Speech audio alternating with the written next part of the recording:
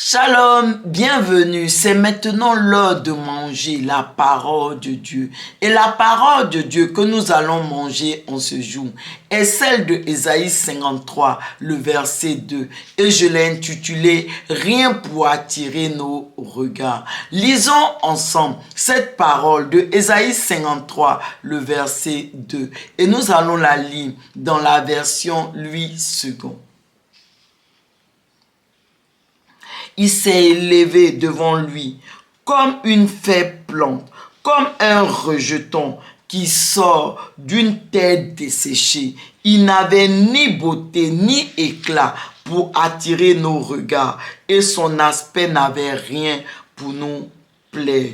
Amen. La Bible nous dit que Dieu a envoyé son Fils unique Jésus-Christ sur la terre pour sauver l'humanité, pour nous sauver. Mais ce verset de Ésaïe 53, verset 2, nous dit de quelle façon est-ce que Dieu l'a fait. Il nous dit que Dieu l'a fait sans attirer nos regards. Parce que dans ce verset nous dit en parlant du Fils de Dieu, de Jésus, il n'avait ni beauté, ni éclat pour attirer nos regards et son aspect n'avait rien pour nous plaire. Amen. Et cette façon d'agir de Dieu, de ne pas attirer les regards, elle a été un piège pour beaucoup d'entre nous. Et même au temps de Jésus lui-même, souvenez-vous, les scribes, les pharisiens, les docteurs de la loi, qui étaient informés, qui savaient que Dieu allait envoyer son Fils. Et ces personnes-là, vraiment, elles n'ont pas su recevoir, su accueillir le Fils de Dieu. Elles ont raté leur visitation parce que ces personnes, elles étaient informées puisque les prophètes l'ont prophétisé. Mais comme elles s'attendaient à quelque chose qui allait attirer leur regard, elles n'ont pas su véritablement recevoir le Fils de Dieu. Donc, mes bien-aimés, on comprend que vraiment, pour voir ce que Dieu est en train de faire dans tout ce qui n'attire point notre regard, nous devons utiliser non pas nos yeux physiques, non, mais nos yeux spirituels, les yeux de la foi avec l'aide du Saint-Esprit. Et c'est ce que Abraham a fait. En Genèse 18, on voit que lors d'une journée chaude, ensoleillée, Abraham était assis à l'entrée de sa tente et il a vu arriver 3 hommes. Il a couru vers ces hommes. Il les a invités chez lui. Il a pris soin de ces personnes. Il leur a donné de l'eau pour se laver les pieds. Il a permis à ces personnes, pendant cette journée ensoleillée, de pouvoir se reposer, trouver un endroit pour se reposer. Il leur a donné à manger. Et ces personnes-là, en réalité, c'étaient les envoyés de Dieu. Elles avaient une mission à faire chez Abraham. Lorsqu'elle partait quitter Abraham, elle lui a annoncé que l'année prochaine, à la même époque que Abraham aurait son fils que Dieu lui a promis, il aurait Isaac. Et cela a pu se faire parce que Abraham,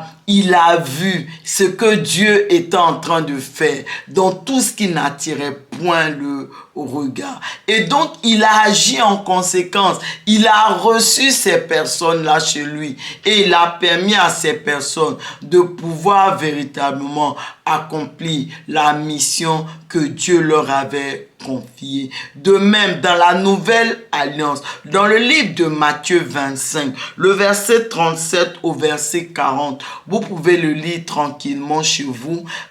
Vraiment, on parle de l'histoire d'un roi qui vraiment faisait un jugement. Il a séparé les brebis des boucs. Il a mis les brebis à sa droite et les boucs à sa gauche.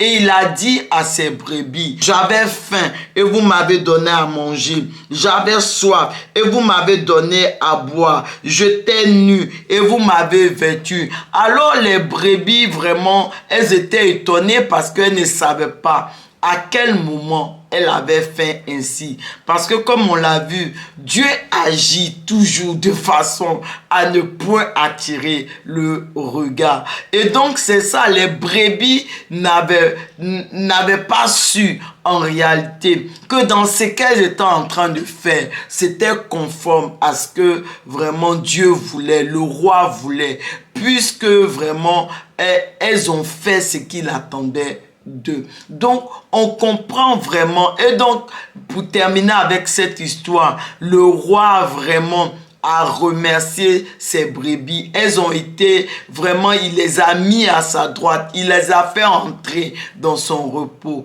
véritablement. Alors que les boucs, elles ont été rejetées parce que elles n'ont pas fait ce qu'elles avaient à faire.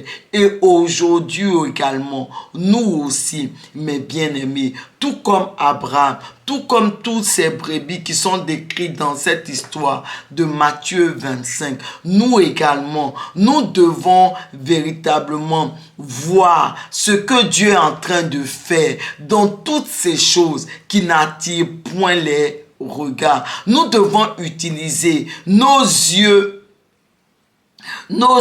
spirituels, non pas nos yeux physiques, non, mais nos yeux spirituels, pour voir ce que Dieu est en train de faire et pour agir en conséquence, afin que tout comme Abraham, tout comme ces brebis, nous ne puissions pas rater notre visitation, mais qu'au contraire, nous puissions recevoir ce que Dieu veut faire dans nos vies. Nous puissions accueillir Dieu dans nos vies. Nous puissions accueillir ce que Dieu est en train de faire dans nos vies. Et j'aimerais aussi vous dire que ce verset de Ésaïe 53, le verset 2, nous montre aussi que c'est vrai, Dieu agit de façon à ne point attirer le regard, mais cela nous montre aussi que nous-mêmes, en tant que serviteurs, servants de Dieu, en tant que fils de Dieu, nous devons nous également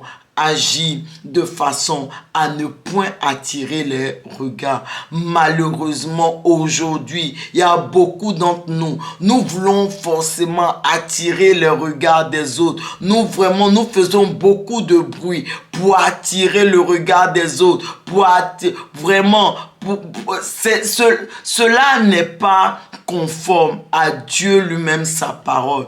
Parce que nous devons agir comme Dieu agit. Dieu agit de façon à ne point attirer les regards.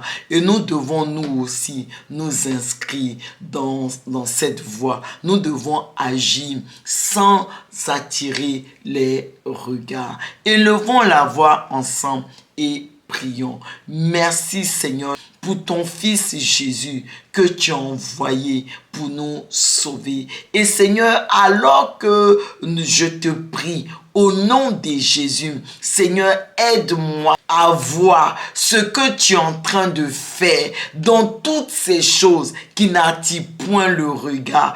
Aide-moi, Seigneur, à vraiment utiliser non pas mes yeux physiques, non, mais mes yeux spirituels pour voir tout ce que tu es en train de faire et qui n'attire point le regard, afin que, Seigneur, je puisse, Seigneur Jésus, poser les actes qu'il faut, faire ce que je dois faire pour ne point rater ma visitation, mais qu'au contraire, que je puisse pleinement recevoir ce que tu as préparé pour moi. Et Seigneur, je te prie également, aide-moi également, afin que moi, Seigneur, je puisse effectivement agir comme tu agis. Je puisse suivre ton exemple. Je puisse, Seigneur, agir également de façon à ne point attirer les regards, mais simplement pour que ton nom, ton puissant nom soit